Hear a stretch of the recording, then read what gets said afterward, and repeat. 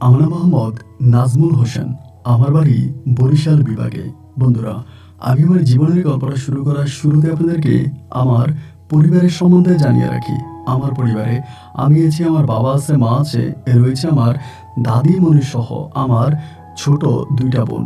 আমরা টোটাল 2 বোন 1 ভাই। আমাদের পরিবারটা বরিশাল বিভাগের অদূরের ছায়াগেরা কোনো এক অজপাড়া গায়ের এক নিম্ন মধ্যবিত্ত পরিবার। আমার বাবা একজন হুন্ডা মিস্ত্রি। আমার বাবা হুন্ডা মেকানিক এবং ছোটবেলা থেকে আমিও আমার বাবার সঙ্গে হুন্ডার গ্যারেজে কাজ করি। যদিও বাবার অনেক স্বপ্ন ছিল যে তিনি আমাকে পড়াশোনা করাবেন এবং সেই স্বপ্নের নিরিখে বাবা আমাকে স্কুলে পর্যন্ত ভর্তি করে, কিন্তু কোনোভাবে আমার মাথায় পড়াশোনা ঢুকতো না। বাবা স্কুলে পাঠাতো ঠিকই, কিন্তু আমি স্কুলে যেতাম না। স্কুল ফাঁকি দিয়ে আমি বনে বাজারে ঘুরে বেড়াতাম। এমন করতে করতে প্রায় অনেকগুলো দিন কেটে যায়। একটা পর্যায়ে আমার বাবার কাছে রিপোর্ট আসে যে আমি স্কুলে যাই না। বাবা একদিন আমাকে বেশ মারে এবং বাবার মায়ের খেয়ে আমি অসুস্থ হয়ে যাই। দাদি সেদিন আমার বাবাকে বলে বসে, তুই আর নাজমুলকে স্কুলে পাঠাইস না, কারণ তোরও আমি পড়াশোনা করানোর চেষ্টা করছি, তুই পড়াশোনা করিসনি, তুই মেকানিক হয়েছিস এবং তোর ছেলের মাথায়ও পড়াশোনা ঢুকবে না, তুই তাকেও হুন্ডা মেকারি বালা। তো সেদিনকার পর থেকে বাবা আর কোনোদিন আমাকে স্কুলে পাঠায়নি এবং তারপর থেকে আমি বাবার সঙ্গে ওই হুন্ডার গ্যারেজে কাজ করি। ছোটবেলা থেকে আমার চলাফেরা বেশভূষা বেশ আলাদা ছিল। আমি সিনেমা প্রিয় একজন মানুষ ছিলাম। হলে কোনো নতুন ছবি আসলে আমার আগে এটা আর কেউ দেখতে পাবে না, এবং আমি আমার চলাফেরা লাইফস্টাইল এমনভাবে তৈরি করেছি যা দেখলে কোনো সাধারণ মানুষ বলবেই না যে আমি একজন হুন্ডা মেকার। আমার অনেকগুলো ড্রেস আপ ছিল। রাস্তায় নর্মালি ঘুরতে গেলে একটা পোশাক, বন্ধুদের সাথে ঘুরতে গেলে আরেকটা পোশাক, সিনেমা দেখতে গেলে আরেকটা পোশাক, এবং কাজ করার সময় ভিন্ন এক পোশাক। এক এক পোশাকে আমি এক একভাবে ঘর থেকে বেরোতাম। মাঝে মাঝে আমি এমনও পোশাক আশাক পরতাম যেটা দেখলে আমাকে অনেকেই বলবে আমি কোটিপতির সওয়াল। এমন করেই আমার দিন আর রাতগুলো কাটতে থাকে। আমার যেখানে হুন্ডার গ্যারেজ ছিল সেটার সামনেই একটা হাই স্কুল ছিল। তো সেই হাই স্কুলে অনেক ছেলেমেয়েরাই পড়াশোনা করতো। আমার মাথার চুলগুলো অনেক লম্বা ছিল এবং বেশিরভাগ সময় আমি কপালে কালো সানগ্লাস ঝুলিয়ে রাখতাম। জিন্স প্যান্ট আর কালো গেঞ্জি পরে আমি গ্যারেজে কাজ করতাম। আমাদের ওই স্কুলের প্রায় অনেক মেয়েরাই আমাকে পছন্দ করতো। অনেকেই বলতো আমি নাকি সিনেমার হিরো শাকিব খানের মতো। যাই হোক, এসবে আমার কিছু যায় আসে না, তবে এসব কথা শুনতে আমার কাছে বড্ড ভালোই লাগে। এরকম করে একটা সময় আমাদের স্কুলে, মানে ওই স্কুলে 21শে ফেব্রুয়ারি আসছে। তো আমি না ভাই, মানে সব সময় করি কি, 21শে ফেব্রুয়ারির সময় আমি সকালবেলা ভোরে স্কুলের সামনে এসে দাঁড়াই। এটা আমার কাছে একটা অন্যরকম ভালো লাগা কাজ করে যে 21শে ফেব্রুয়ারির দিন সকালবেলা মেয়েরা ফুল হাতে খালি পায়ে তারা হচ্ছে মানে আপনার ঘোরার জন্য বের হয়, যেটাকে বলে আপনার প্রভাত ফেরি। এই প্রভাত ফেরির জন্য যখন তারা বের হয়, আমার তখন খুব ভালো লাগে।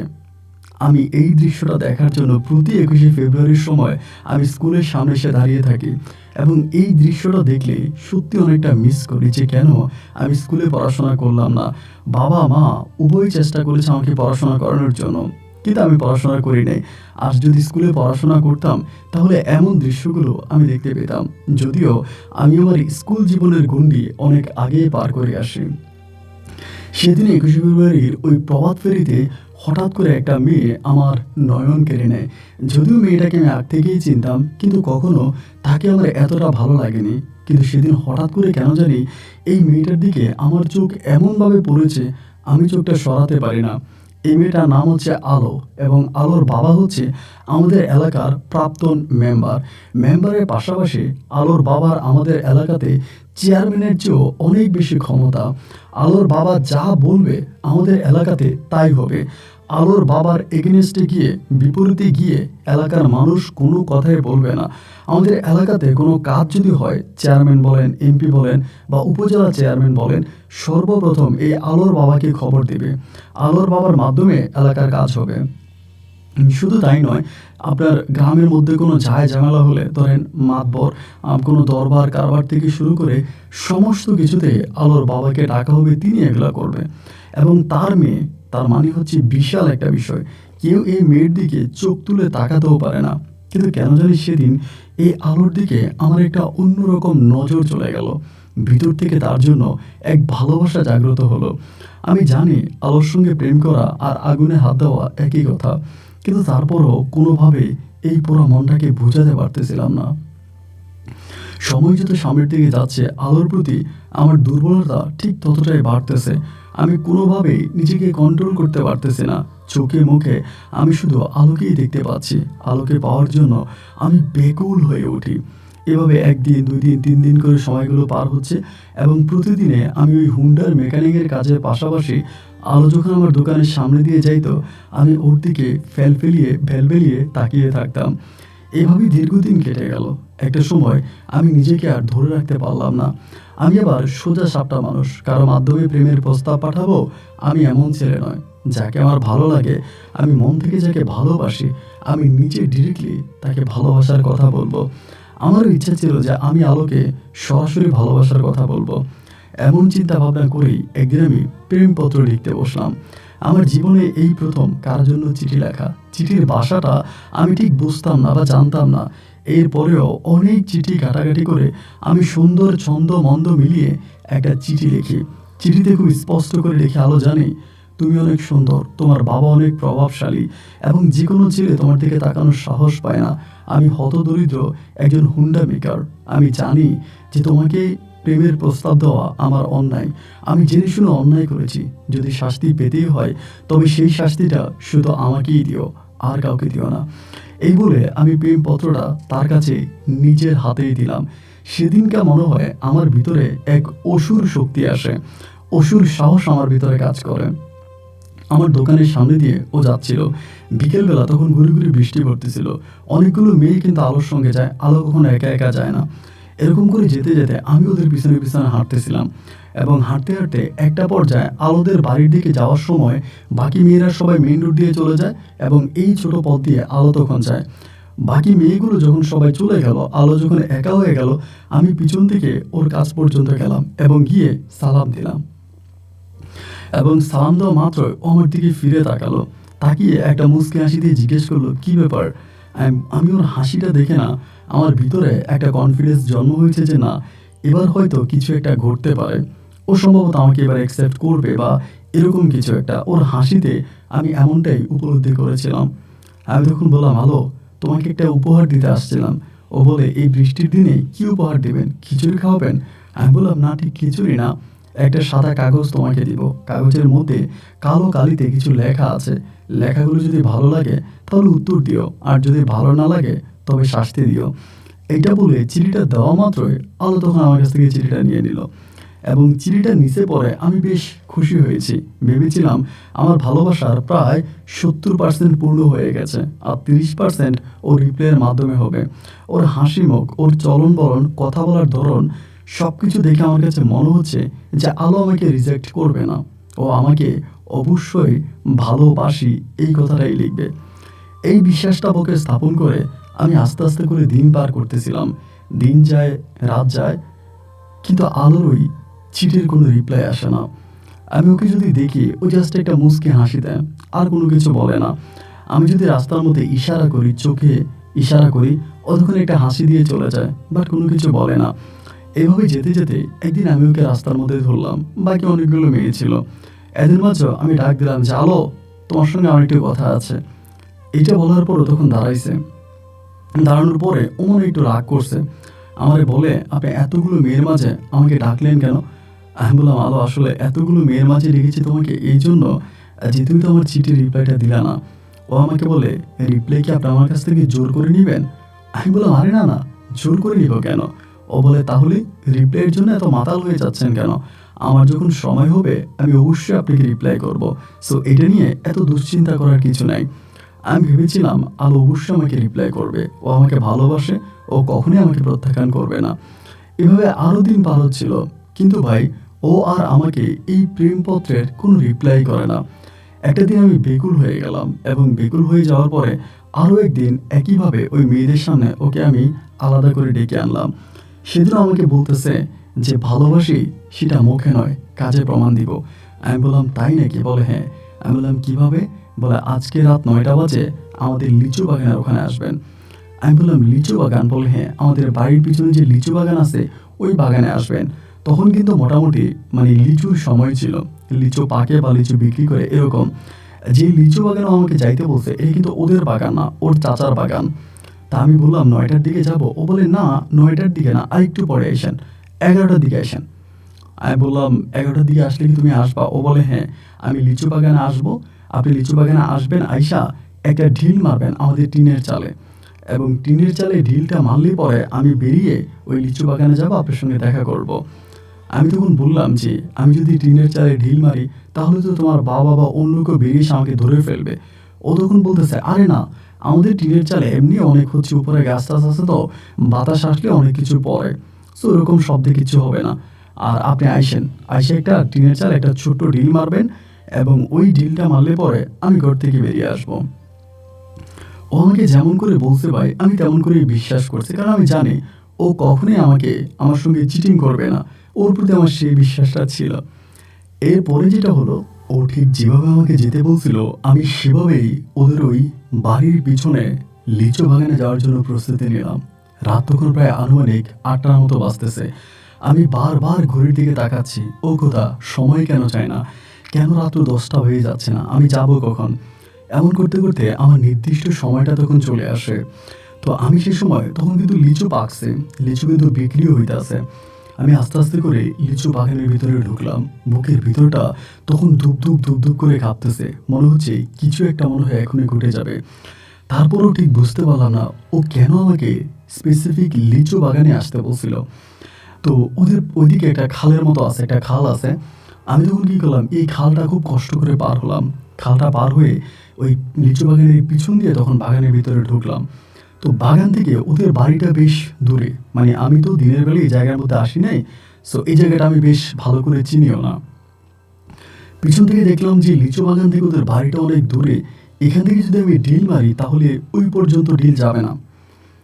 এরকম মানে ইতস্ত করতেছি, এমন করতে করতে কী করবো বুঝতে পারতেছিলাম না।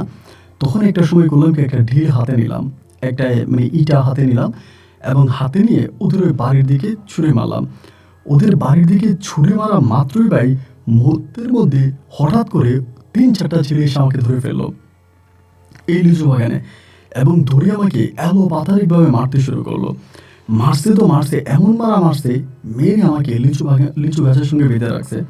ওরা বলতেছে আমি নাকি পাকা লিচু চুরি করার জন্য আসছি।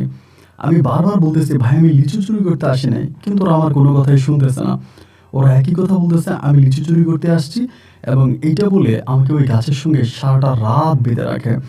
সকাল হওয়ার পরে আমার আব্বাকে খবর দেয়।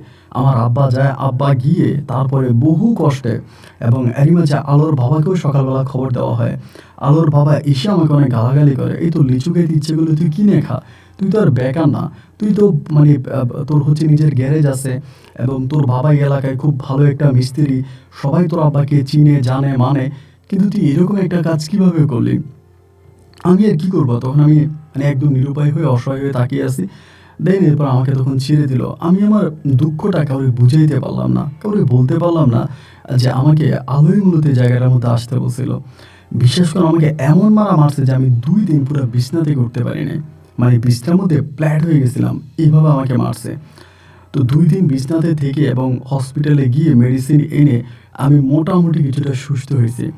এবং সুস্থ হওয়ার পরে এবার আমি যখনই আপনার হুন্ডার গ্যারেজে আসছি কাজ করার জন্য, এই স্কুলের প্রত্যেকটা মেয়ে আমাকে দেখা মাত্রই বলে কী ব্যাপার ভাই, লিচু চুরি করতে গিয়ে নাকি ধরা খাইছেন, কী ব্যাপার ভাই লিচু চুরি করতে নাকি ধরা খাইছেন।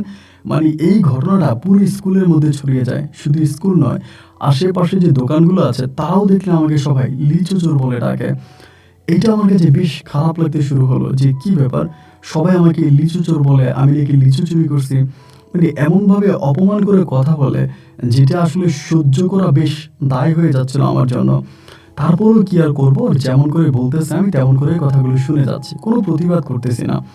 এমন করে দিনগুলো পার হচ্ছে। কিন্তু ভাই একটা কথা আছে, যার জন্য চুরি করলাম সেও বলে চোর, আর যার ঘরে চুরি করলাম সেও বলে চোর। আমি তো চুরি করছিলাম আলোর জন্য, এবং সেই আলোই না ভাই আমার সঙ্গে বেইমানি করলো। আমার সঙ্গে বেইমানি করলো, আমি যে চুরি করলাম ও আমাকে নিজেই চোর ডাকতেছে, মানে আমি তো ওর কথাই গিয়েছিলাম, ওই আমাকে বলতেছে কি লিচু চোর, কি খবর। অনেক মেয়েদের সামনেও আমাকে এই কথাটা বলে, এবং স্কুল থেকে যাওয়ার সময় বলে, আসার সময় বলে, আমাকে দেখলেই বলে কি ব্যাপার লিচু চোর, কি খবর। একদিন মোটামুটি খুব রাগ উঠে গেল যে আমাকে দেখলেই ও এমন কথা বলে আমি লিচু চুরি করছি। তা আমি একদিন কি করলাম, একটু জোরে জোরে বললাম যে যার জন্য করলাম চুরি ভাই সেও বলে চোর, আর যার কাছে করলাম চুরি সেও বলে চোর। এই কথা বলার পর ও তখন একটু মাইন্ডে লাগে মনে হয় কথাটা।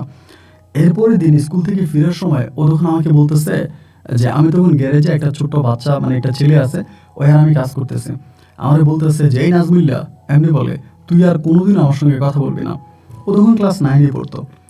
এই কথাটা যখন বলে ওদের এই কথা বলে চলে যায়।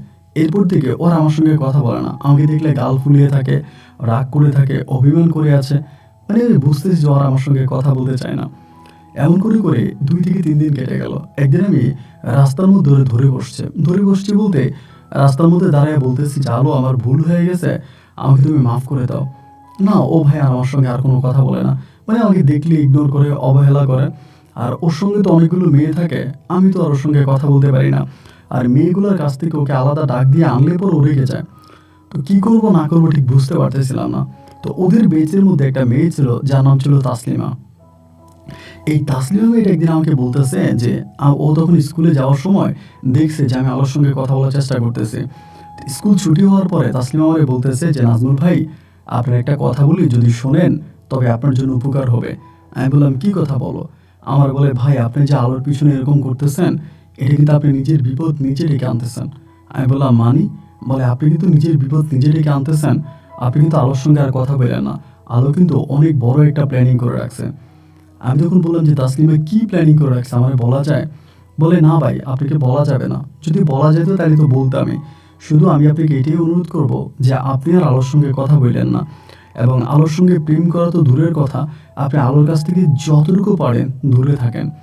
আমি তখন বললাম আলোর কাছ থেকে দূরে গেলে তো আমি অন্ধকারে ঢেকে যাব, আমি তো অন্ধকারে থাকতে চাই না, তাও তুমি আমার কাছে বলো কি হয়েছে। ও তখন বলে আমি জাস্ট আপনাকে এইটুকুই বলে রাখি, আপনি যে লিচু বাগানে গিয়েছিলেন ওই তো আপনাকে যেতে বলছে। আমি বললাম হ্যাঁ ওই বলছে। বলে ও আপনাকে ইচ্ছা করে লিচু বাগানে ডেকে নিয়েছে, এবং ডেকে নিয়ে লিচু বাগান যারা পাহারা দেয় এদেরকে দিয়ে আপনাকে মায়ের খাওয়াইছে, এবং এটা ও ইচ্ছা করেই করছে। ও আপনাকে কখনোই ভালোবাসে না। আর আপনি যে ওর পিছনে বৃথা সময় নষ্ট করতেছেন, এতে আপনি একটা সময় বড় ধরনের বিপদে পড়বেন, কারণ ও আপনাকে নিয়ে অনেক বড় প্ল্যানিং করে রাখছে।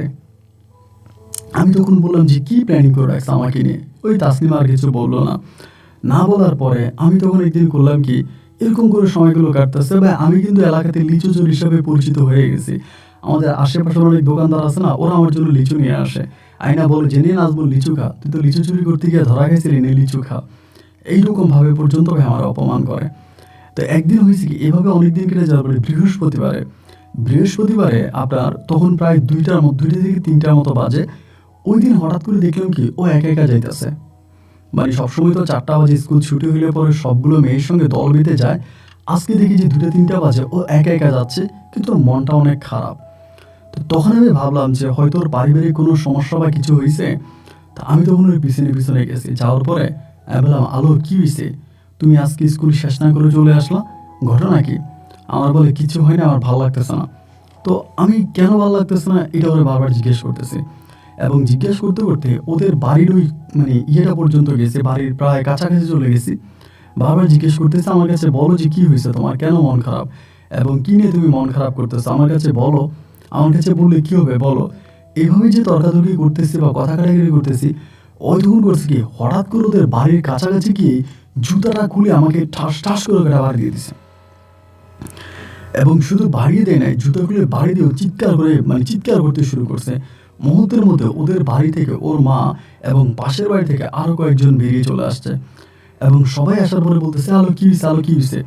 ওই তখন বলতেছে এই জানোয়ারটা আমার খারাপ প্রস্তাব দিছে, এই জানোয়ারটা আমার হাত ধরে টান দিছে, ওই আমার সাথে খারাপ কিছু করতে চাইছে। আল্লাহ, আমি তো পুরো নাসর বান্দা, আমি তো এরকম কিছুই করি নাই। এবং এইভাবে তখন কি করলাম, ভয়ে আমি তখন চলে আসছি। মানে এটা যখন এটা করছে না, আমি এত ভয় পাইছিলাম যে আমি তাড়াতাড়ি ওখান থেকে দোকানে চলে আসি। আইসে 1 সেকেন্ডও দোকানে থাকি না, আমি তখন বাড়ি চলে যাই। বাড়িতে যাওয়ার পর আমার ভিতরে ভয় ঢুকে গেছে, কারণ আলোর বাবা তো অনেক ডিয়ারিং। এইটা তো আলোর বাবার কানে যাবেই, এবং গেলে তো আর উনি আমাকে মানে আস্ত রাখবে না। আমি সেখান থেকেই চলে গেছি আমার নানু বাড়িতে। নানু বাড়িতে চলে যাওয়ার পরে রাত 10টার দিকে আমার বাবা তখন আমার নানু বাড়িতে গেছে। যাই আমার বলতেছে যে নাজমুল, এটা তুই কী করলি, এটা তুই কী করলি? আমি বললাম বাবা আমি কি করছি? বলে তোর কারণে আমার দোকানটা ভেঙে দিছে। আমি বললাম দোকান ভেঙে দিছে কেন? আব্বা বলে তুই নাকি ওই মেম্বারের মেয়ের হাত ধরে টান দিছিস, এবং মেয়ের হাতে নাকি চুমু দিছিস। আমি তখন একবার বলতেছি যে আব্বা এটা সম্পূর্ণ মিথ্যা কথা। আমি তখন আর আব্বার কাছে কোনো কথা লুকাই নেই, যেটা সত্যি আব্বাকে সেটাই বললাম যে আব্বা এমন এমন ঘটনা, মেয়েটারে ভালো লাগে তাই তারে প্রেমপত্র দিছিলাম, আমার সঙ্গে এটা এটা হয়েছে। সবকিছু শোনার পরে আমার আব্বা বলে, হাইরে, লোকে একটা কথা বলে আম গাছে আমি ধরে, কাঁঠাল গাছে কাঁঠালি ধরে। আরে বাবা, এই আলোর বাবা কত খারাপ একজন মানুষ। এত খারাপ একটা মানুষের ঘরে কি কোনো ভালো মেয়ে জন্মাতে পারে? তুই কি এটা বুঝিস না? এটা তুই কি করলি? তুই কেনই বা এর কাছে এরকম প্রস্তাব দিতে গেলি? আমি তখন বললাম যে আব্বা আমার তো ভুল হয়ে গেছে, আমি তো দিয়ে ফেলছি, এখন আমি কি করব? আব্বা বলে, আমি তো বুঝতেছি না কিছু, কি করবি?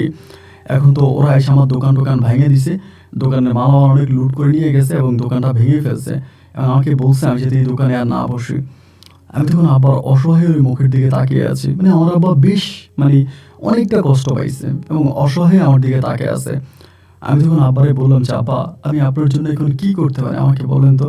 আমার আব্বা বলে, আমি কি বলবো ঠিক জানি না, তবে তুই যেটা করেছিস এটা তুই একদম ভালো করিস নাই। তোর জেনে শুনে বুঝে কাজ করা দরকার ছিল। ওই মেম্বারের বেটি যথেষ্ট খারাপ একটা মেয়ে, তুই জেনে শুনে বিষ পান করেছিস। আমি তখন আব্বারে বললাম যে আব্বা ভুল যা করার তা তো করেই ফেলছি, এখন আমি কি করব? আব্বা বলে, ঠিক আছে তুই আপাতত তো নানু বাড়িতে থাক, এখন বাড়ির দিকে আসিস না। এরপর আমরা মানে চিন্তা ভাবনা করে তোরে সময় হলো তো আমি নিজে বাড়িতে আসতে বলবো, তুই আমার অনুমতি ছাড়া বাড়িতে আসিস না। আমি বললাম যে আচ্ছা আব্বা ঠিক আছে, আপনি বললে পরে আমি যাব, নাইলে আমি যাব না।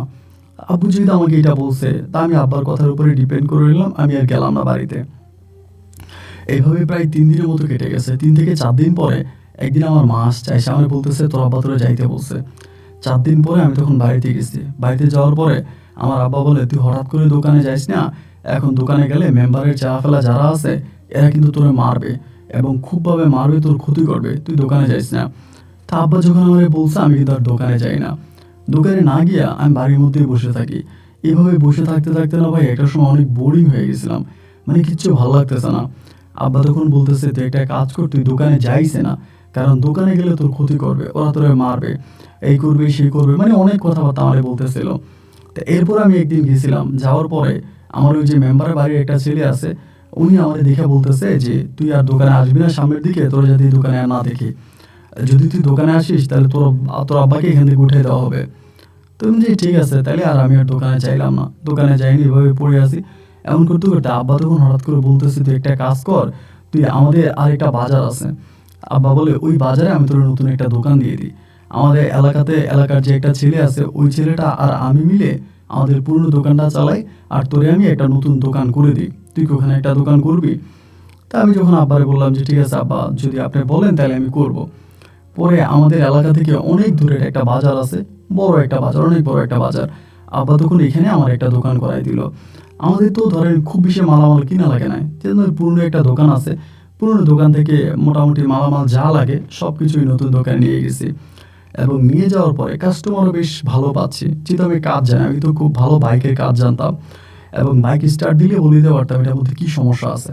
যার জন্য দেখা যায় দূর দূরান্ত থেকে কাস্টমার আমার কাছে আসতো, অনেক দূরে দূরে দোকান থেকে আসতো, তা আমি এদেরকে সার্ভিস দিতাম। এমন করতে করতে প্রায় 4 থেকে 5 মাসের মতো কেটে যায় এবং 4-5 মাস পরে আমি যখন একটা মোবাইল ফোন কিনি, ওই দোকানে যাওয়ার পরে একটা মোবাইল ফোন টোন কিনি এবং সবার সঙ্গে কথাবার্তা বলি, যেহেতু ধরেন আমি বাড়িতে আসি না, ওইখানেই থাকি, আমার দোকানটা ওইখানে, গ্যারেজটা ওইখানে, ওই জায়গার মধ্যেই থাকি, তো আমি তো আর বাড়িতে আসি না।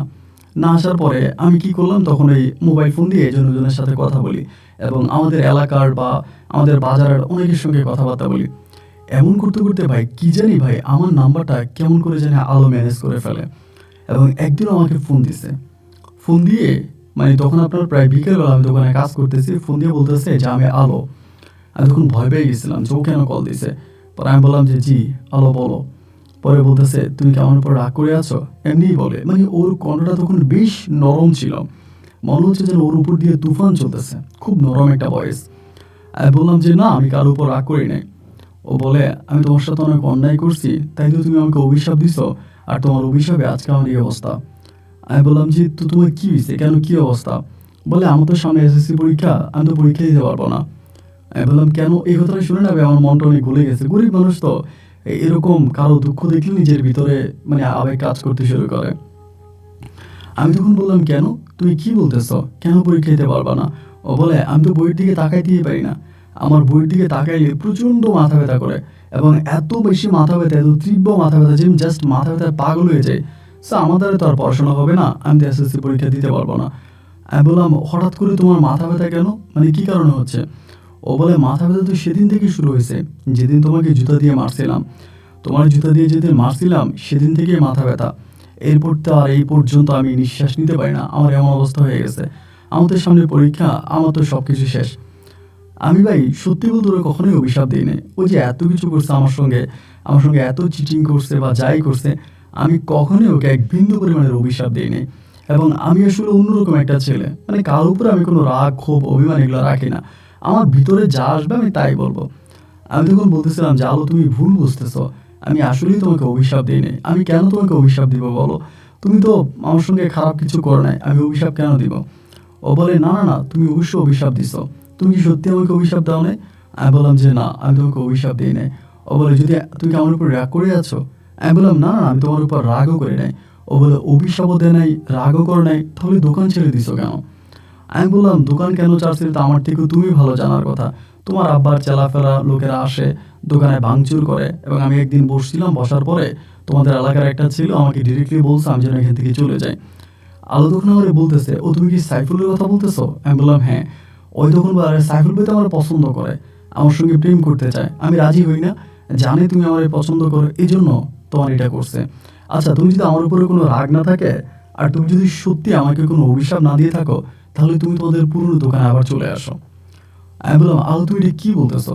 যে দোকান আমি ছেড়ে দিয়েছি, যে দোকানে আমি থাকি না, এখন তুমি আমাকে বলতেছো ওই দোকানে যাওয়ার জন্য? ওই দোকানে গেলে তো এলাকার লোকেরা আমাকে মারবে। ও বলে, এই আলো বেঁচে থাকতে কেউ তোমাকে একটা ফুলের টোকাও দিতে পারবে না। কি বলতেছো তোমারে মারবে? কেউ তোমারে মারতে পারবে না, তুমি আসো। আমি তখন বললাম যে, আলো দেখো, আমার ইচ্ছা করতেছে না, কারণ আমি এই জিনিসগুলোর খুব ভয় পাই।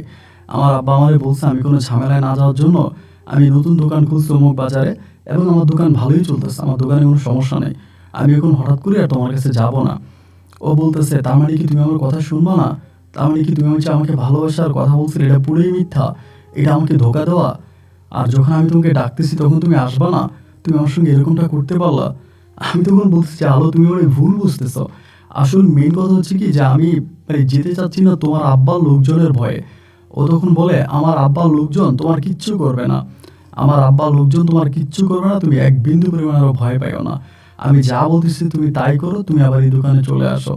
আমার কাছে মনে হয় কি, যে আমি যদি তোমার মুখটা দেখি না, তাহলে আমার ভিতরে যে কষ্টটা আছে, কষ্টটা দূর হয়ে যাবে, আমার মাথা ব্যথা ভালো হয়ে যাবে। সো প্লিজ তুমি চলে আসো। মানে ও এমন করে আমাকে ডাকতেছে, মনে হয় যেন আমি গেলে ও ষোলকলা পূর্ণ হবে। এমন করে যখন ডাকতেছে, আমি তখন সিদ্ধান্ত নিলাম যে না, আমি তাহলে ওই দোকানে আবার যাব। এবার আমি আব্বারে বলছিলাম, আব্বা তো আমার গালাগালি করে শেষ, যে দোকানে তুই কেন আসবি? তুই নতুন দোকান খুলছিস, নতুন দোকান চালাবি, তোর তো এখানে আসার দরকার নেই। আমি তখন আব্বারে বললাম, আব্বা ওই বাজারের কাউরি চিনি না, ভালো লাগে না, আমার খুব খারাপ লাগে, একটা কাজ করেন, আপনি ওই দোকানে চলে যান, আমি এই দোকানে বসি। আমার আব্বা বলে, মেম্বারের মেয়ের সঙ্গে তোর ঝামেলা আছে, এলাকার লোকজন পাইলে তোর পিটাবে, তুই দোকানে আসিস না। আমি আব্বাকে তখন ডিরেক্টলি বলতেছি যে না, মেম্বারের সঙ্গে আমার কথাবার্তা হয়েছে, মেম্বারের পোলাপাইন আমার কোনো ক্ষতি করবে না। আব্বা আমি আপনাকে অনুরোধ করে বলতেছি, আপনি ওই দোকানে চলে যান, মানে নতুন দোকানটাতে আপনি যান, এবং পুরনো দোকানে আমি বসবো। আব্বা তখন বলতেছে যে, তুই কি সত্যিই বলতেছিস? আমি বললাম, হ্যাঁ, আমি সত্যিই বলতেছি। আব্বা বলে, তোর কোনো ঝামেলা হবে না তো? আমি বললাম, না, আমার আব্বা না ভাই বেশ সাদামাটা একটা মানুষ ছিল, সহজ সরল একটা মানুষ ছিল, এবং আমি ছোটোবেলা থেকে দেখতাম আমার বাবা বাইক ঠিক করতো, কখনো কোনো কন্ট্রাক্ট করতো না যে আপনি হুন্ডাটা আমি ঠিক করে দিব, আমাকে এত টাকা দিতে হবে। বাবা কাজ করতো, করে বলতো যে আপনি দেন, চা খুশি দেন। আমি এমনও দেখছি যে আমার বাবা 2 ঘন্টা 3 ঘন্টা ধরে একটা বাইকের কাজ করছে, আবার 20 টাকা দিয়ে চলে গেছে। আবার কিচ্ছু বলে নাই। আবার কখনোই কারো কাছ থেকে টাকা চেয়ে নিত না যে আমার এত টাকা দিতে হবে। আবার অনেক ভালো মানুষও আছে, তারা অল্প স্বল্প কাজ করে আব্বাকে বেশ মোটা অঙ্কের টাকাই দিত। তো যাই হোক, এমন করে আমি তখন বললাম যে, আব্বা আপনি মানে নতুন গ্যারেজে চলে যান, আমি আপনার পুরনো গ্যারেজে বসবো।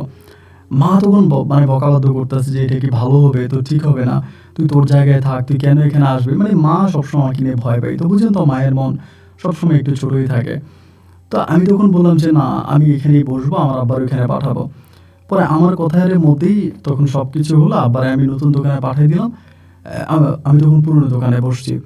এবার বসার পরে না ভাই, অবাক কাণ্ড হচ্ছে কি, মানে যে আলো আমাকে দেখতে পারতো না, আমার সঙ্গে এত কাহিনী হলো, ওই আলো দেখে কি ইচ্ছে করে আমার সঙ্গে কথা বলে, এবং আমি ভালো আছি কিনা খোঁজ খবর নেই, এবং প্রতিদিন একবার করে আমাকে ফোন করে, রাত দিন মিলিয়ে আমার সঙ্গে কথা বলে। ও আমাকে বলে, জানো আমি সত্যি তোমার সাথে অন্যায় করেছি, আমার সত্যি বেশ খারাপ লাগতেছে, আমি না একটা ভুল করে ফেলেছি, তুমি আমাকে মাফ করে দাও। মানে হঠাৎ করে আলো আমার সঙ্গে এতটাই ভালো হয়ে যায়, যেটা আমার চিন্তা ভাবনাকেও হার মানিয়ে দেয়। ওর ভালো হওয়ার পিছনের কারণটা আমি প্রথম দিকে ভাই বুঝতে পারি না। এত যে ভয়ঙ্কর হবে ওর নীল নকশা, সেটা আমার জানা ছিল না। রাতকে রাত আমাকে ফোন দিত, তুমি কি করো, তুমি কেমন আছো, তখন পড়তো। হ্যাঁ, আমারে বলতো যে, আমারে বলে যে, নাজমুল আমার তো ভালো লাগতেছে, আমি পড়তে বসছি, তুমি লাইনে থাকো, আমি পড়ি। তাই আমি কি করতাম, ওরে কল দিতাম, কল দিয়ে আমি বসে থাকতাম, ও পড়তো, আমি শুনতাম। এক এক দিন আমি 100 টাকা 150 টাকা মোবাইল বিল দিতাম। মানে সারা রাত ওর সঙ্গে লাইনে থাকতাম, যতক্ষণ বসে পড়তো আমি ততক্ষণে তার সঙ্গে লাইনে থাকতাম। এমন করতে করতে ওর এসএসসি পরীক্ষা চলে আসে। এসএসসি পরীক্ষা আসে, এসএসসি পরীক্ষা আসার পরে ওই তখন পরীক্ষা দিবে, কিন্তু পরীক্ষার কেন্দ্র এখানে না, পরীক্ষার কেন্দ্র অন্য একটা জায়গায়, অন্য এক জায়গায় পরীক্ষার কেন্দ্র। তাই এর মাঝে কিন্তু আমাদের প্রেম হয়ে গেছে, আমরা কিন্তু গভীর প্রেমী মগ্ন। বাট আমি ওর শরীরে টাচ করতে পারিনি, বা কখনো মুখামুখি ওভাবে ভালোবাসার কথা হয়নি। জাস্ট ফোনে ফোনে মোবাইলে আমাকে কল দিত, আমাকে ভালোবাসে, আমি ওর জান পরাণ এই সমস্ত ইমোশনাল কথাবার্তাও বলতো, আমি এগুলো শুনতাম। মানে এক কথায় বলতে গেলে একটা অন্যরকম ভালোবাসা ছিল ওর মুখের কথাগুলোর মধ্যে, আমি এরকম কিছু পাইতাম। ও যেমন করে বলতো আমি তেমন করে শুনতাম। মানে দুজনের মাঝে একটা মানে ভালোবাসাবাসের একটা সম্পর্ক তখন তৈরি হয়। তা এরকম করে ও তখন আরেকটা কেন্দ্রে যাবে, ওখানে পরীক্ষা দিবে। আমারে বলতেছে কি, যেদিন লাস্ট পরীক্ষা, শেষ পরীক্ষার দিন আমারে বলতেছে যে, আমারে ও আচ্ছা পরীক্ষার মধ্যে আমারে বলতেছে যে, নাজমুল এখন তো তোর অনেক সমস্যা, আমার বাবা তো আমারে বিয়ে দিবে না, আমার বাবা তো তোমার কাছে আমাকে বিয়ে দিবে না, এবং আব্বা বলতেছে যে পরীক্ষার পরে পরে আব্বার কোন বন্ধুর সঙ্গে আমাকে বিয়ে, মানে আব্বুর কোন বন্ধুর ছেলের সঙ্গে আমাকে বিয়ে দিয়ে দিবে, আমি তো তোমাকে ছাড়া বাঁচবো না। এগুলো আমার কাছে কান্নাকাটি করে বলে। আমি চালো, আমি তো তোমার ভালোবাসি, তোমার অন্যত্র বিয়ে হয়ে গেল তো আমিও নিজে মরে যাব, আমি তো নিজেকে ধরে রাখতে পারবো না, বিকজ আমি তোমাকে অনেকটা ভালোবাসি। এখন ওই আমাকে ভালোবাসে, আমি ওকে ভালোবাসি, মানে দুজন দুজনকে অসম্ভব রকমের ভালোবাসি। এরকম করতে করতে ওই তখন বলে, তাহলে আমার শেষ পরীক্ষার দিন আমি তোমার সঙ্গে পালায়া যাব। কারণ দেখা যায় যে মানে পরীক্ষা হবে, তো শেষ পরীক্ষা যেদিন হবে সেদিন আমি তোমার সঙ্গে পালায়া যাব। আমি তখন বললাম, তাহলে তো ভালোই হয়, আমার সঙ্গে পালায়া যাবা, এরপর তোমার আব্বা কি করবে আমার? ও বলে, আব্বার কথা বাদ দাও, আব্বা যা খুশি তা করবে, এতে তো আমার কিছু যায় আসে না, আর আমি তোমাকে ভালোবাসি, আমি তোমার সঙ্গে পালায়া যাব, আমি তোমাকে ছাড়া বাঁচবো না। কেন, তুমি কি আমাকে নিয়ে পালাবা না? আমি বললাম, হে আলো, কেন পালাবো না, তুমি আমাকে ভালোবাসো আর আমি তোমাকে ভালোবাসি, অবশ্যই পালিয়ে যাব।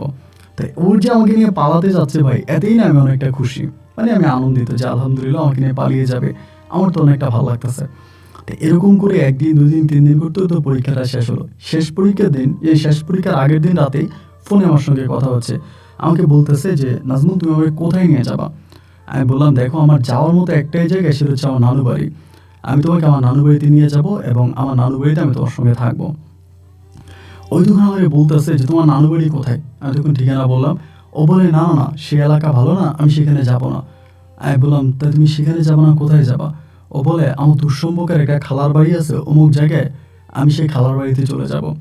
আমি বললাম, খালার বাড়িতে যাবা তো তোমার খালা যদি লাস্টে তোমার আমারে বলে দেয়, আমরা ধরা খেয়ে যাবো না? ও বলে, না না না, ওই খালাকে আমার সব কিছু বলা আছে, আর খালা আমার বান্ধবীর মতো, মানে আমার সঙ্গে বেশ ভালো সম্পর্ক, খালা কখনোই কারোর কাছে বলবে না। তো আমি খালার সঙ্গে যাব, মানে খালার বাড়িতে যাব, সেখানে থাকবো, আমরা সেখানেই বিয়ে শাদী করবো, এরপরে আস্তে আস্তে করে আমরা বাড়ির দিকে আসবো। তাই আমি বললাম যে, আলহামদুলিল্লাহ, এই তো আমার জন্য অনেক বড় একটা গুড নিউজ। তা তুমি আমার এত ভালোবাসো, এটা তো আমি আসলে কখনো স্বপ্নেও ভাবতে পারি নাই। মানে তখন মনে হচ্ছিল যে আমি আলাউদ্দিনের চারাক পেয়ে গেছি ভাই, আমার জীবনে আর কিচ্ছু লাগবে না। এবং এর পরের দিন আমি মোটামুটি একেবারে নায়ক সায়ক ভাব করে ক্যাশের মধ্যে টাকা টুকা যা আছে এই সব কিছু নিয়ে আমি ওর মানে পরীক্ষার কেন্দ্রে চলে গেছি। তা পরীক্ষার কেন্দ্রে চলে যাওয়ার পর ও তখন হঠাৎ করে কেন্দ্র থেকে বেরিয়ে আমাকে বলতেছে যে, নাজমুল একটা কাজ করো, আমি বাসা থেকে তো কিছু নিয়ে আসতে হবে, আমি তো এভাবে খালি হাতে গেলে হবে না, আমি বাসা থেকে কোনো কিছু নিয়ে আসি এবং নিয়ে এসে তারপর রাতের বেলায় পালাই। আমি বললাম, তুমি না বললা পরীক্ষা শেষ হলে? ও বলে, না না, আমার বাসা থেকে কোনো কিছু নেওয়া লাগবে। এগুলো বলে ও তখন রিক্সাতে উঠে গেল, উঠেও আবার বাসায় চলে আসছে। তো বাসায় যখন চলে আসছে, আমি ভাবছি যে কী ব্যাপার, বাসায় চলে আসছে। এরপরে আমি বিকেলে ফোন দিচ্ছে, মানে সন্ধ্যা থেকে ফোন দিয়ে বলতেছে, নাজমুল তুমি আজকে রাতের বেলায় আসো, আমি রাতের বেলা তোমার সঙ্গে পালায় যাব। বিশেষ করেন ভাই, যখন রাতের বেলা আসতে বলছে, আমার বুকটা তখন কাঁপ দিয়ে উঠছে, কারণ তো মানুষ ভালো না, দেখা যায় যে মানে রাতের বেলা আসতে বলছে, রাতের বেলা আমার একটা ক্ষতি করে ফেলবে, এবং আমি ভয় পাচ্ছিলাম, ওকে ভালোবাসি তারপরেও সন্দেহ করি। তা আমরা বলতেছে যে তুমি ডিরেক্টলি আমাদের বাড়ির এই কোনায় চলে আসবা, আমাদের বাড়ির কর্নারে এসে জানালার মধ্যে নক করবা, আমি তখন ব্যাগ নিয়ে বেরিয়ে যাব। রাত তখন বলছিল যে 1টার কাছাকাছি, 12টা কি 1টা ওই টাইমটা বলছে। তো যেহেতু চারে ওরে ভালোবাসি, তো আমি তোর জন্য এটা করবোই। তা আমি আচ্ছা ঠিক আছে। পরে ওই সময়ের মধ্যে আমি তখন মোটামুটি আমার যে প্রস্তুতি আছে ব্যাগ ট্যাগ রেডি করা, এই সব কিছু রেডি করে ওদের ওই বাড়ির কর্নারে গিয়ে তখন দাঁড়াইলাম। রাত্র প্রায় 12:30টার কাছাকাছি বাজে। তখনও দেখলাম ওর ঘরে বাতি জ্বলতেছে, মানে ওর বাতি জ্বলতেছে, ও আবার জানালা খুলে খুলে মানে আমাকে সংকেত দিচ্ছে যে ও সজাগ আছে। মধ্যরাতের কাছাকাছি ও তখন করলো কি, মানে নিচে জানালা খুলে আমাকে ইশারা দিল। ইশারা দেওয়ার পর আমি কাছে গেছে গিয়া বলতেছে যে একটা কাজ করো, তুমি এদিক দিয়ে যাও, আমি এদিক দিয়ে আসতেছি। তো আমাকে যেদিক দিয়ে যাইতে বলছে আমি ঠিক এদিক দিয়ে যাচ্ছিলাম। কিছুক্ষণ পর ও তখন বেরিয়ে আসছে। বিশ্বাস করো, ও যখন বেরিয়ে আসছে আমার তখনও বিশ্বাস হচ্ছিল না যে আমি এটা আলোকে দেখতেছি। কারণ ও মানে এমন ফ্যামিলির একটা মেয়ে, ও অনেক শক্ত একটা মেয়ে, অনেক হার্ড একটা মেয়ে, ও কাউকে মানে পরোয়া করে না, অনেক মানে স্ট্রং আর কি। সো এইরকম একটা মেয়ে ভালোবেসে আমাকে তার বাবা মা সব কিছু ছেড়ে গভীরতা আমার হাত ধরে পালায় যাবে, এটা না ভাই আমার তখনও বিশ্বাস হচ্ছিল না। এরপরও আমাকে নিয়ে সেখান থেকে অনেকটা দূরে একটা জায়গায় চলে গেছে। যাওয়ার পরে সেখানে আমরা তখন সকাল হওয়া পর্যন্ত অপেক্ষা করি। সকালে সূর্য ওঠার প্রায় কিছুক্ষণ আগে 1টা 2টা করে গাড়ি চলতেছে, তখন আমরা একটা গাড়িতে উঠে যাই। ওর ঠিকানা অনুযায়ী ওইখান থেকে অনেক দূরে আমরা যেতে যেতে প্রায় দুপুর ঘনিয়ে যায়। দুপুরের কাছাকাছি সে বাড়িতে গিয়ে পৌঁছাই এবং বাড়িতে যাওয়ার পরে জানতে পারি মোবাইল ফোনের মাধ্যমে আলো সেই মহিলাকে সব কিছু বলে দেয়। তার বাড়িতে যাওয়ার পরে তো কোনো ঝামেলা নাই, আমি তার বাড়িতে গেছি। আমি ওইখানে যাওয়ার পর আমার মোবাইল টোল সব কিছু বন্ধ করে দিছি, মোবাইল ফোন বন্ধ করে দিছি। পরিবারের সাথে আমি আর কোনো কন্ট্রাক্ট রাখি নাই, কারোর সঙ্গে যোগাযোগ রাখি নাই, ফোন টোন বন্ধ। ওইখানে 4 দিন পর্যন্ত আমি আলোর সঙ্গে ছিলাম। এই 4 দিনের মধ্যে আমি প্রত্যেক দিন আলোকে বলতাম যে আলো, 4 দিন হয়ে যাইতেছে আমরা একসঙ্গে আছি, আমরা তো এখনো বিয়ে করি নাই, তুমি কাজই রাখো, আমরা বিয়ে করে ফেলি। ও আমার সঙ্গেও পালায় গেছে, কিন্তু ও আমাকে বিয়ে করতে রাজি হচ্ছে না। আমার সঙ্গে পালিয়ে গেল, কিন্তু বিয়ের কথা বলে যেন ও কেমন করে। আমাকে বলে বিয়ে করবো, তুমি এমন করতেছো কেন, এত তাড়াহুড়ো করতেছো কেন, আমি তো আমার রিলেটিভের বাসায় আছি না, বিয়ে তো করা যাবে, তো বিয়ের জন্য তুমি এত পাগল হচ্ছ কেন। আমাকে বারবার এগুলো বলে। আমি বলি আলো তুমি এগুলো কি বলতেছো, বিয়ের জন্য পাগল হচ্ছে মানে এটা কি ধরনের কথা, আমরা তো পালাই আসছি, তাই আমি এখন বিয়ে করবো না। ও বলে হ্যাঁ হ্যাঁ করবো, তোমার এতটা অধৈর্য হওয়ার দরকার নাই, আমার বিয়ে আমি সময় হলে করে নিব, তুমি থাকো। এভাবে প্রায় 4 দিনের মতো কেটে গেছে। ও তখন ওই মহিলাটার সঙ্গে ঘুমাইতো, আমি আলাদা ঘুমাইতাম। 4 দিন পরে হইলো কি, একদিন আমি ঘুম থেকে উঠে দেখতেছি ওই মহিলা কাজ করতেছে বাইরে। তার বাড়িটা একটা আলাদা বাড়িতে ছিল, মানে মেইন বাড়ির থেকেও আলাদা একটা বাড়ি। 4 দিন কি 5 দিন পরের কথা বলতেছি আর কি, 4-5 দিন হবে। এমন একটা ডেটে আমি তখন সকালে ঘুম থেকে উঠে দেখি যে আলোরে দেখতেছি না। তো বাড়িটা যেহেতু অনেক বড়, আমি ভাবছিলাম যে আলো তো সকালবেলা উঠে একটু হাঁটাহাঁটি করুন, প্রতিদিন সকালে উঠে হাঁটে। আমি তখন ওই আন্টিকে বললাম যে আন্টি আলো কোথায়। উনি বলে আলো তো চলে গেছে। আমার আলো চলে গেছে, কোথায় চলে গেছে? বলে আলো তোর বাবার কাছে চলে গেছে। আমি বললাম আন্টিটা আপনি কি বলেন, মানে কি ধরনের কথা বলেন, আলোর বাবার বাড়িতে চলে গেছে? বলে হ্যাঁ, আলো নাকি তোমার বিয়ে করবে না, তোমার তার পছন্দ হয় না, এই জন্য ও তার বাড়িতে চলে গেছে। আমি তো শুনে অবাক হয়ে গেলাম, হায় হায় বলে কি। আমি বললাম আন্টি ও আমারে এতভাবে আমার স্বপ্ন দেখাইলো, আমার সঙ্গে ও পালায় যাবে, আমার সঙ্গে এই করবে সেই করবে, এত প্রেম এত ভালোবাসা, এখন হঠাৎ করে আন্টিটা আপনি কি বলতেছেন যে ও মানে মানে ওর বাবার কাছে চলে গেছে? বলে হ্যাঁ বাবা, ও তোর বাবার কাছে চলে গেছে, ও তোমারে বলছে চলে যাওয়ার জন্য। আমার মাথায় তখন ভাই আসমানটা ভেঙে পড়লো যে এটা কি ধরনের কথা, মানে এটা কেমন কথা হইলো যে ওর বাবার মায়ের কাছে চলে গেছে, আমাকে বলছো আমার বাড়িতে চলে যাওয়ার জন্য। আমি কোনোভাবে মানতে পারতেছিলাম না। আমার চোখের বাড়িতে তখন বুকটা ভেসে যাচ্ছিল যে আমি কার জন্য কি করলাম, এত ত্যাগ এত কষ্ট এত কিছু করলাম, ওই এখন আমাকে ছেড়ে চলে গেছে। তো তখন আর কিছু করার নাই, আমি কি করবো। আমি তখন যেহেতু মহিলা নিজেই বলতেছে আলো তোমাকে চলে যেতে বলছে, এবং এইটা আলোর আত্মীয়র বাড়ি, আলো যেহেতু না, আমি তো সেখানে থাকতে পারি না। তাই তখন আমার ব্যাগটাই সব কিছু রেডি করে বাসা থেকে বেরিয়ে গেছি। বাসা থেকে বেরিয়ে আমি আস্তে আস্তে করে আমাদের এলাকার দিকে যাবো এমন চিন্তা করতেছি। তা আমি তখন কী করলাম, মোবাইল ফোনটা চালু করলাম এতদিন পরে। মোবাইল ফোনটা চালু করে আমার সর্বপ্রথম আমি আমার আব্বার নাম্বারে কল দিছি। আব্বার নাম্বারে কল দেওয়ার পরে আমার ছোটো বোনটা তখন কলটা রিসিভ করছে, এবং কলটা রিসিভ করে বলতেছে যে ভাইয়া আব্বু তো হসপিটালে। আমি বললাম কেন আব্বু হসপিটালে? বলে আব্বার অবস্থা অনেক খারাপ, আব্বাকে অনেক মারছে, আমাদের দোকান টোকান সব ভেঙে দিছে, আমাদের বাড়ি পোড়ায় দিছে, আমরা আব্বাকে নিয়ে অমুক হসপিটালে আছি। এবং আব্বার অবস্থা খুব গুরুতর, তুমি তাড়াতাড়ি হসপিটালে আসো। আমি তখন সব কিছু চিন্তাভাবনা বাদ দিয়ে দৌড়িয়ে হসপিটালে গেলাম। যাওয়ার পরে দেখি আমার বোনের হাতে ব্যান্ডেজ, আমার মায়ের হাতের ব্যান্ডেজ, আমার বাবাকে হসপিটালে শোয়াই রাখছে। আমার মা আমার দিকে তাকিয়ে বলে, আমি যদি জানতাম যে তুই আমার জীবনে এত বড় অভিশাপ হয়ে আসবি, আমি ছোটবেলায় তোকে লবণ খাওয়াই মেরে ফেলতাম।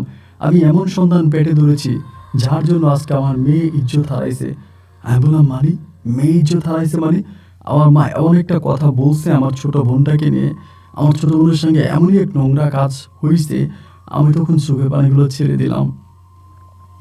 আমি দৌড়িয়ে গিয়ে মায়ের পা চেপে ধরলাম। মা বলে, তুই আমার পা ধরে কি করবি?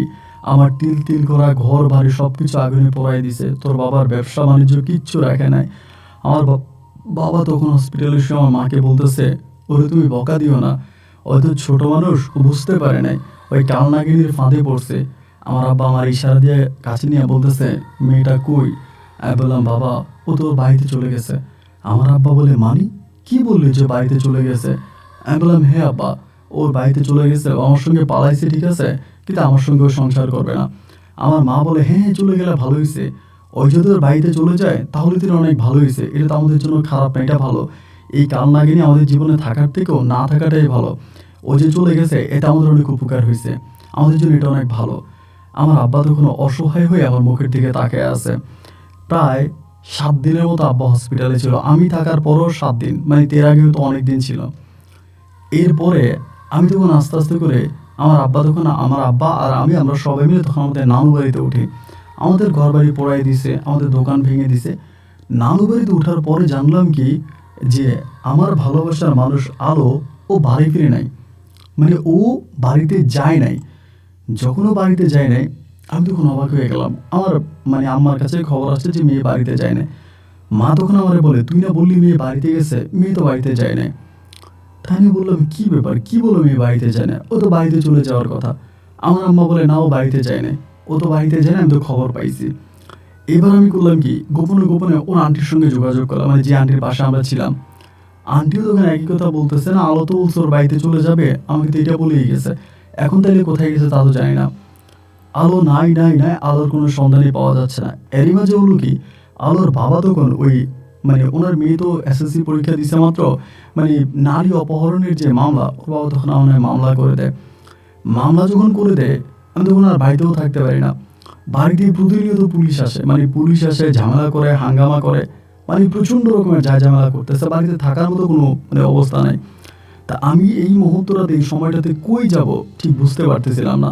এবং 2টা বোনে তখন যুবতী, আমাদের তো ঘর বাড়ি পড়াই দিছে, ব্যবসাও নাই, এবং মামলা দিয়ে দিছে।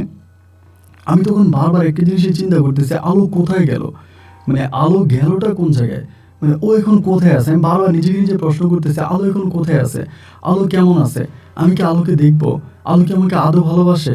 মানে আমি বারবার বারবার এই জিনিসগুলোই চিন্তা করতেছি, কিন্তু আলোর সঙ্গে আমার আর কোনো দেখা হচ্ছে না। এইভাবে প্রায় দীর্ঘদিন কেটে গেল, আলোর কোনো সন্ধান নাই, এবং আমরা সেই জায়গার মধ্যে থাকতে পারতেছি না।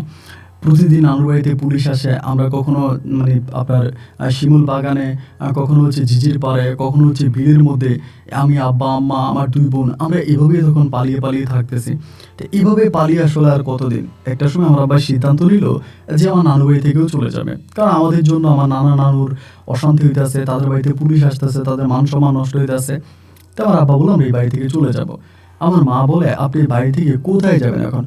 আমার আব্বা তখন বলে, আমার একটা শিষ্য আছে, আমার কাছে কাজ শিখছে, ওই ঢাকায় একটা গ্যারেজ আছে, আমি ওই গ্যারেজে চলে যাব। তো এবার আব্বা আমরা সবাই মিলে তখন আমাদের এই মানে আমাদের এই ভালোবাসার জায়গা, এই ভিটা মাটি সব কিছু ছেড়ে আমরা তখন এই মানে অনিশ্চিত ঢাকার উদ্দেশ্যে রওনা দিলাম। গাড়িতে বসে বসে আমি কান্না করতেছি আর মনে মনে চিন্তা করতেছি, আমার জন্য আজকে আমার পরিবারটা এমন হয়ে গেল। আমার আব্বা মানুষের কাছে মায়ের খাইলো, দোকান ভেঙে দিল, ঘর বাড়ি পোড়াই দিল, গ্রাম থেকে উচ্ছেদ করে দিল, কিন্তু যার জন্য করলো সে কোথায়, এটাই বুঝতে পারতেছিলাম না, সে কোথায়।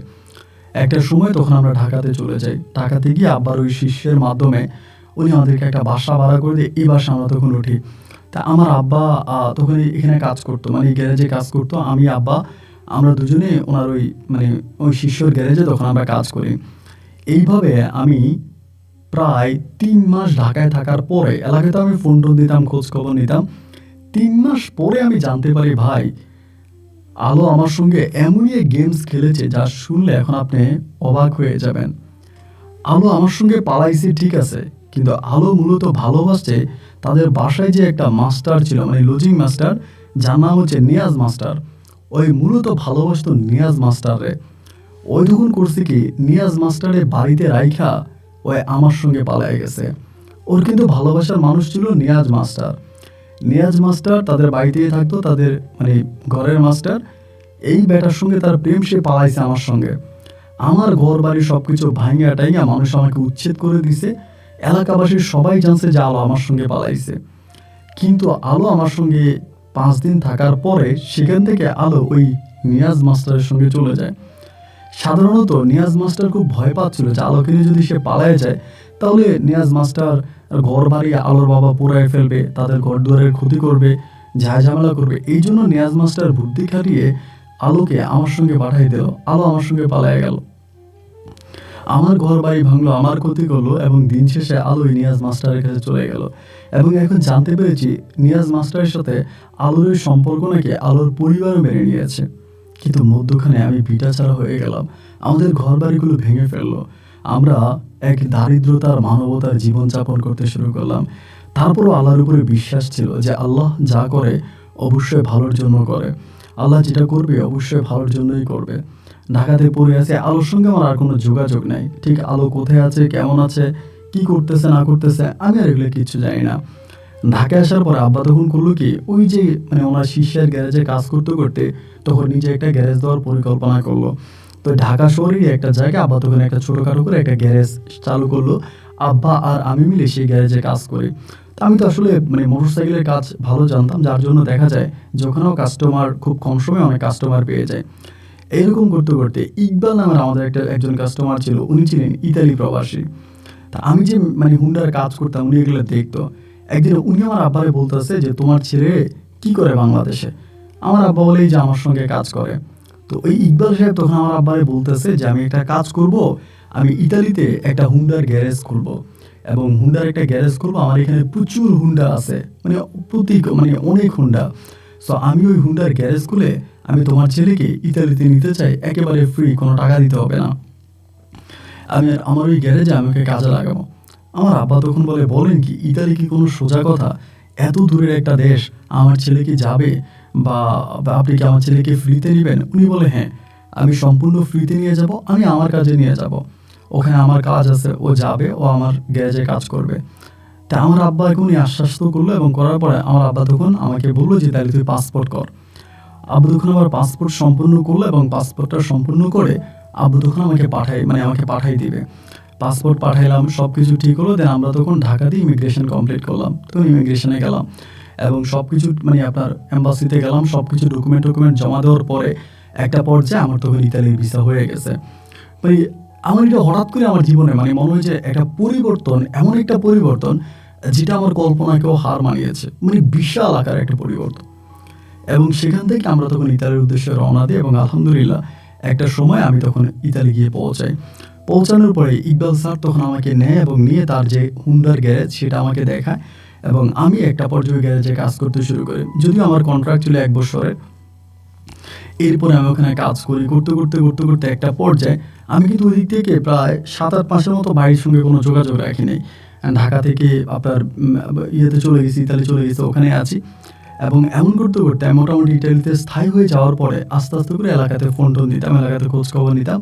তো যারা আমার বন্ধু ছিল, যাদের সঙ্গে আমি চলতাম, এরা সবাই আমার বলে যে তুই আলোরে বিয়ে করিস না, অনেক ভালো হয়েছে, আলো মেয়েটা আসলে অনেক খারাপ। সবাই তারা খারাপ বলে। আমি বললাম কেমন খারাপ? বলতেছে আলোর সঙ্গে তার জামাইয়ের কোনো সম্পর্ক নাই, এবং ওর জামাই কি করছে, ওর জামাই মারার পরে ওর জামাইয়েরও তালাক দিয়ে চলে গেছে। মানে তালাক দিয়ে বলছো জামাই ভাইগে গেছে, কই জানি গেছে আমরা জানি না, ওর বাবা ওই ছেলের নামে মামলা টামলা দিছে, ছেলের আর খুঁজে পাওয়া যায় না, আলো মেয়েটা অনেক খারাপ। তাই বললাম যে আচ্ছা ঠিক আছে, ও তো খারাপ না হলে কি আমাদেরকে বাড়ি থেকে উচ্ছেদ করে? আর ভালো হয়েছে বাড়ি থেকে উচ্ছেদ করছে, কারণ বাড়ি থেকে উচ্ছেদ না করলে তো আমরা ঢাকা আসতাম না, আর আমারও এমন একটা ভালো অপরচুনিটি আসতো না। তো সেগুলো বাদ দিয়ে দেন আমি তখন আমার মতো করে আবারও ইতালিতে আসি, চলতেছি ফিরতেছি, সবার সঙ্গে উঠা বসা খাওয়া দাওয়া চলতেছে। এরকম করতে জানতে পারি আলোর আরেকটা বিয়ে হয়েছে, মানে ওর বাপে ওরে ঘর জামাই বিয়ে দিছে। ওই এলাকাতে, আমাদের এলাকাতে ঘর জামাই বিয়ে দেওয়ার পরে ওই লোকটার সঙ্গেও প্রায় 1 বছর মতো ওর সংসার, ও কিন্তু কোনো বাচ্চা কাচ্চা হয় নাই। এবং 1 বছর পরে ওই লোকটাও তখন বাধ্য হয়ে ওরে তালাক দিয়ে, তালাকের টাকা দিয়ে ওরে ছেড়ে চলে যায়। ওর বাবা তখন মরিয়া হয়ে গেছে যে 2টা বিয়ে হলো, একটা সংসারও টিকলো না। আমি কিন্তু ইতালি থেকে প্রতিনিয়ত আলোর খোঁজ খবর নিতেছে, ও কি করে না করে, কোথায় আছে না আছে, খবর নিতাম। কিন্তু আমার ভিতর ওর জন্য একটা অন্যরকম ঘৃণা কাজ করতো। ওর বাবা তখন করলো কি, তৃতীয়বারের মতো আরেকটা মোটামুটি পয়সাওয়ালা একটা লোকের কাছে ওর বিয়ে দিল। সেই বিয়েটাও অনেক ধুমধাম আনন্দ ফুর্তি করে মজা মাস্তি করে ওর বিয়েটা হলো। এবং বিয়ে হবার ঠিক 3 মাসের মাথায় ওই লোকটাও ওকে তালাক দিয়ে দিল। ওই লোকটা ওকে সম্পূর্ণ তালাক দিয়ে দিল এবং তালাক দিয়ে ওই লোকটা ওর কাছ থেকে সরে গেল।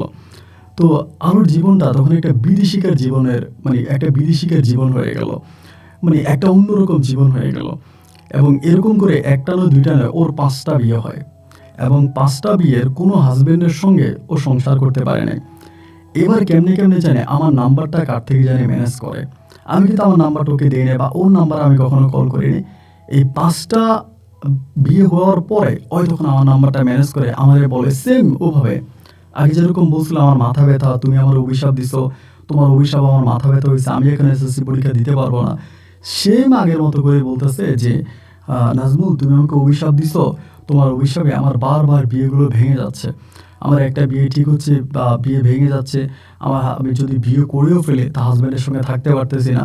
আর তুমি আমাকে অভিশাপ দিছো, তোমার অভিশাপ আমার এই অবস্থা, এই তুমি আমাকে অভিশাপটা উঠাই নাও, আমার এগুলো বলে। আমি তো জিততে পারি, তখন মরে যেতেছে। ও তো খারাপ, এত খারাপ তো আর মানুষ হতে পারে না। আমি ওর কোনো কিছু বলি না, আমি আমার মতো করে আমি চলতেছি ফিরতেছি। আমার প্রতিনিয়ত ফোন দেয় এবং ফোন দিয়ে বলতেছে যে আমার ভুল হয়েছে এবং তুমি এটা সেটা। মানে আমি তখন একটা সময় হঠাৎ করে চিন্তা করলাম যে না, ওরে এভাবে ছাড়া যাবে না। ওই যে আমার এখন ভালোবাসি বলতেছে, এটাও ওর একটা প্রতারণা, একটা চিটিং, মানে একটা চিটিং করে একটা প্রতারণা করা। তখন তো যেহেতু আমার টাকা হয়ে গেছে, আমার এলাকার সবাই তখন আমার সঙ্গে উঠে বসে ফোন করি, সবার সঙ্গে কথাবার্তা বলি। এর ভিতরে আমাদের এলাকারই একটা ছেলে ওই তখন আমারে মানে একটা বুদ্ধি দিল যে ভাই, এই মেয়েটা তো আপনার কম ক্ষতি করে নাই, আপনার বোনের ইজ্জতটা হারাইছে এই মেয়ের জন্য, আপনাদের দোকানটা ভেঙে দিছে, ঘর বাড়ি পোড়াই দিছে, এই মেয়ের উপরে একটা প্রতিশোধ নেন। আমি বললাম কেমন প্রতিশোধ? বলে আপনি মেয়েরে বলেন বিয়ে করবেন, বিয়ে করার কথা বলে ওরে আপনি ছাইড়া দেন, মানে ওর উপরে একটা প্রতিশোধ নেন। আমার এটা বললো আর কি। আমার ভিতরে তখন কেন যেন এই জিনিসটা কাজ করে বসছে যে না, তো অনেক খারাপ, ওর তো ভাই এইভাবে ছাড়া যাবে না, ওর উপরে আসলে একটা প্রতিশোধ নেওয়া দরকার। পোলাপান যে বলছে এটা একদম খারাপ বলে নাই, আমি ওর উপরে প্রতিশোধ নিব। ও তো আমার প্রত্যেকদিন ফোন দেয়, আমার ছাড়া কিচ্ছু বোঝে না, ফোন করে কথা বলে, সরি বলে, ক্ষমা চায়, মানে ওর মানে আকুতি মিনতির শেষ নেই। একটা পর্যায়ে আমি তখন বললাম যে আচ্ছা ঠিক আছে আলো, এখন কি তুমি আমাকে বিয়ে করবা? যদি আমার বিয়ে করো আমি তোমার এই ইতালি নিয়ে আসবো। এইটা বলার সঙ্গে সঙ্গে ও যেন সোনার হরিণ পাইছে। ওই এত আকুতি, তুমি এরপর আমাকে বিয়ে করবা, এরপরও তুমি আমাকে নিয়ে যাবা, আসলে তুমি ছিলে আমার সত্যিকারের প্রেমিক, আমি না তোমাকে চিনতে পারি নাই, আমি তোমাকে বুঝতে পারি নাই, তুমি আমাকে ক্ষমা করে দাও। আমি সোনাকে লাথি মেরে আমি ছাইকে আগলে ধরেছিলাম এবং আমি ওই বেয়াদব নিয়াজ মাস্টারকে ভালোবাসছিলাম, ওই আমার সঙ্গে চিট করছে, কিন্তু তুমি আমাকে সাচ্চা দিলে ভালোবাসছিলে, আমি তোমার সঙ্গে চিট করছি, আমার মাফ করে দাও, আমি তোমার সঙ্গে তুমি যা বলো তাই হবে। আমি যে ঠিক আছে তোমার আব্বাকে জানো। ওই যখন ওর আব্বারে জানাইছে, ভাই বিশ্বাস করেন ওর বাবা কোনোদিন আমার আব্বার সঙ্গে দাঁড়ায়া একটু ভালো করে কথা বলতো না। অথচ যখনই আমি বললাম যে আমি তোমার বিয়ে করবো, ওর বাবা আমাদের বাড়িতে সকাল নাই, বিকাল নাই, দুপুর নাই, রাত নাই, খালি যায় যায় যায়, যেমন পাগল হয়ে গেছে। আমরা তখন আমাদের পুরনো বাড়িতে আবারও চলে আসি, যে বাড়িটা আমাদেরকে পোড়াই দিছিল ওই বাড়িতে আমি আবারও চলে আসি। আসার পরে আমি ওর বাবারে বললাম, মানে ওরে বললাম যে আমি বিয়ে করব নর্মালভাবে না, পুরো এলাকাবাসীকে জানাইয়া ধুমধাম করে আনন্দ ফুর্তি করে উল্লাস করে এবং কঠিনভাবে আমার বিয়ে হবে। আর বাবা বলতেছে ঠিক আছে, মাইকিং করে লোক দাওয়াত দিবে, কারণ এত কিছু হয়ে যাওয়ার পরেও একটা ভালো ছেলে পাইছে, তো ওরকম করবেই। সব কিছু ঠিকঠাক হলো। আমি তখন বাংলাদেশে গেছি, যাওয়ার পরে ওর সঙ্গে কিন্তু আমি বলছে দেখা করার জন্য, আমি দেখা করি নাই, আমি ফোনে কথা বলতেছি। তখন এই ঘটক মটক ডেকে বিয়ে শাদী হইতেছে, মানে বিয়ে শাদী হবে, যেদিন আমাদের বিয়ে হলো ওই দিন। বিয়ে হবার পরে আমি আবার ওই সময় আমাদের এলাকার যে নেতা খেতা আছে ওগুলো আমি সবাই পাত্তি দিয়ে টাকা দিয়ে কিনে রাখছি, যে আমি যা বলবো তোমরা আমার পক্ষে কথা বলবা, তোমরা আমার বিপক্ষে কথা বলবা না।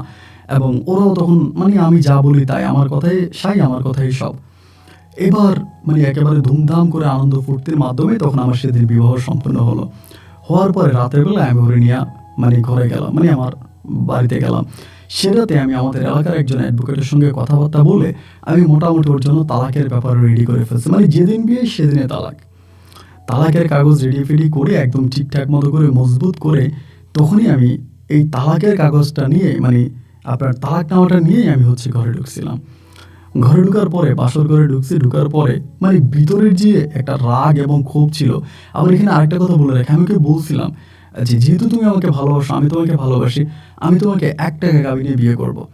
ও তখন বলতেছে 1 টাকা কাবিন তো হয় না, তুমি আমাকে 1 লক্ষ টাকা কাবিনে বিয়ে করো, 90,000 টাকা ওষুধ দিয়ে দাও আর 10,000 টাকা পরে দিবা।